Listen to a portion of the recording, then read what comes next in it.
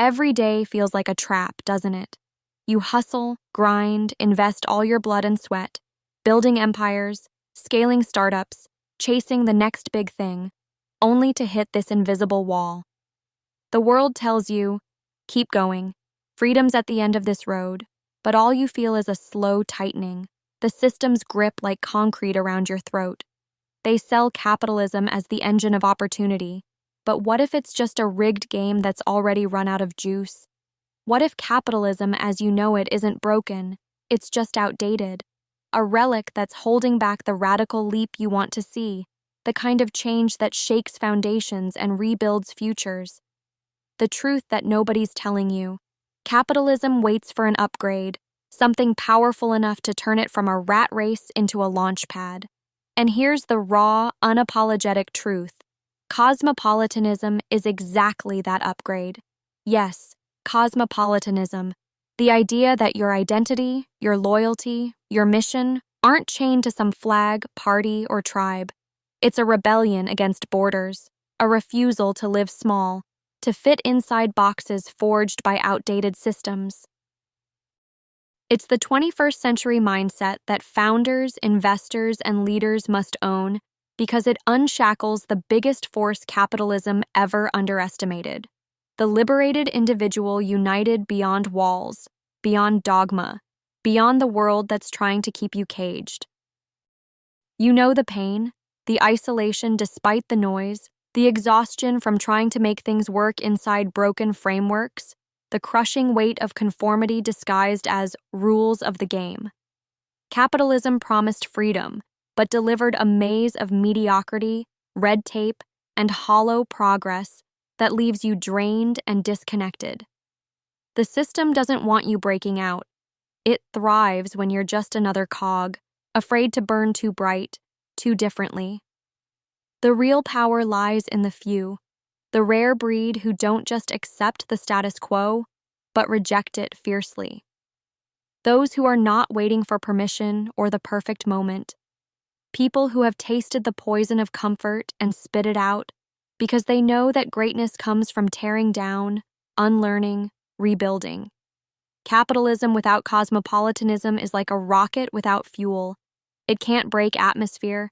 It stays stuck in old orbits circling the same tired planets of power and profit, leaving revolutionary potential wasted and invisible. But what if we flipped the script completely? What if cosmopolitanism is the fuel? The fire that revs capitalism into a machine designed to serve the individual's highest potential, not just shareholders, but the fierce dreamers, the innovators, the rule breakers, the boundary shatterers. Imagine a world where borders are irrelevant, where talent, capital, and ideas flow freely, but not in some vague, globalist way, patched together for profit. No, a network of sovereign individuals connected not by geography or uniformity, but by shared vision, passion, and raw commitment to rewriting what's possible. This isn't utopia mumbo-jumbo. It's practical. It's happening now beneath the surface, in pockets of resistance and brilliance. It's where the misunderstood find each other and become unstoppable forces, because the biggest enemy isn't scarcity, it's misalignment. The system starves the exceptional for connection, for freedom, for a platform that doesn't just tolerate their difference, but celebrates it. This upgrade means becoming your own sovereign agent, ruthless with your time, your energy, your will. It's a refusal to bow to outdated loyalty and obedience, because when tied to a tribe that limits you, freedom becomes an illusion wrapped in comfort. Cosmopolitanism tears down these walls and builds a new kind of community, one that thrives on contrast, on the clash of brilliant minds who don't need to agree but choose to collaborate because they see the bigger mission. It's not about blending in, it's about standing out and bringing others along who burn just as fiercely. Capitalism's new phase demands this. The few who dare to be disruptive not just in business but in mindset, who break free from inherited identities and craft their own codes, their own realities. This is the call for founders and investors who sense the cage but haven't found the key. The key is in rejecting inherited borders and invisibility, in building that autonomous network where the exceptional become more than isolated sparks. They become an unbreakable blaze. Every systems trap is to standardize, to optimize, to calm the storm. But what capitalism desperately needs is more chaos of the right kind, the chaos of radical questioning, of burning assumptions, of refusing easy answers. Cosmopolitanism turbocharges this chaos by demanding an ongoing rebellion not just against systems, but inside the self. It forces a ruthless self-honesty. What beliefs, what foundations, what loyalty chains are holding you back? And even more importantly, what are you willing to burn to the ground to seize your freedom? This upgrade is not about fitting in better, it's about breaking out wildly. Imagine the exponential power when leaders, investors, creators refuse to be boxed. Instead of friction and conflict, the seed of new synergy is planted.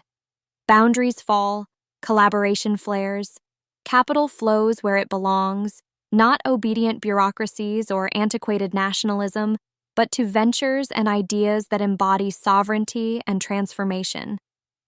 This kind of cosmopolitan capitalism is a system built specifically for the exceptional, for the founders and investors who aren't timid, who have tasted pain and cast away convention, and who are ready to engage on their own terms.